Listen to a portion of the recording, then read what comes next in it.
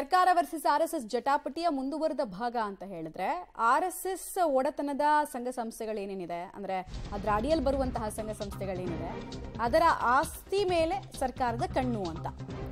ಯಾವ ರೀತಿ ಅಂದ್ರೆ ಆರ್ಎಸ್ಎಸ್ ಜಾಗಗಳನ್ನು ವಶಪಡಿಸಿಕೊಳ್ಳುತ್ತೆ ಸರ್ಕಾರ ಅನ್ನೋ ಪ್ರಶ್ನೆ, ಪಾಸಿಬಿಲಿಟೀಸ್ ಇದೆಯಾ ಅಂತ. ಸಂಘಕ್ಕೆ ನೀಡಿರುವ ಭೂಮಿ ಮೇಲೆ ಸರ್ಕಾರ ಸದ್ಯಕ್ಕೆ ಕಣ್ಬೀರ್ತಾ ಇದೆ. ಸರ್ಕಾರದಿಂದ ಆರ್ಎಸ್ಎಸ್ ಲ್ಯಾಂಡ್ ಆಡಿಟ್ ಬಗ್ಗೆ ಮಹತ್ವದ ಸುಳಿವು ಸಿಕ್ಕಿದೆ. ಲ್ಯಾಂಡ್ ಆಡಿಟ್ ಅಂದ್ರೆ ಏನು ಅಂತ ಹೇಳ್ತೀವಿ ನಿಮ್ಗೆ.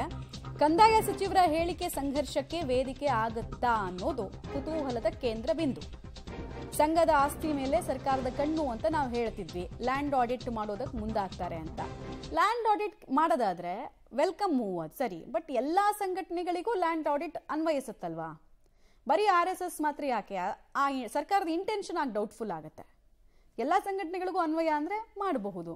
ಈಗ ಲ್ಯಾಂಡ್ ಆಡಿಟ್ ಅಂದ್ರೆ ಏನು ಅಂತ ಕೂಡ ಹೇಳ್ತೀವಿ ನಿಮಗೆ. ಡೀಟೇಲ್ಸ್ ಅನ್ನು ನೋಡ್ಬಿಡೋಣ ಯಾವ್ಯಾವುದು ಅಂತ.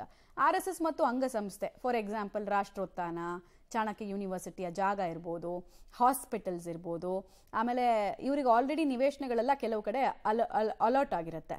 ಅಂದ್ರೆ ಅಲ್ಲೇನೋ ನಾವು ಸ್ಕೂಲ್ ಕಟ್ತೀವಿ ಅಂತ ತುಂಬಾ ವರ್ಷದ ಹಿಂದೆ ತಗೊಂಡಿರ್ತಾರೆ, ಕಟ್ಟಿರಲ್ಲ. ಸೊ ಅದನ್ನ ವಾಪಸ್ ತೆಗೆದುಕೊಳ್ಳೋದಕ್ಕೂ ಕೂಡ ಅವಕಾಶ ಇರುತ್ತೆ ಒಂದು ಸರ್ಟನ್ ಪೀರಿಯಡ್ ಮುಗಿದ ಮೇಲೆ. ಅದನ್ನ ಲ್ಯಾಂಡ್ ಆಡಿಟ್ ಅಂತಾರೆ.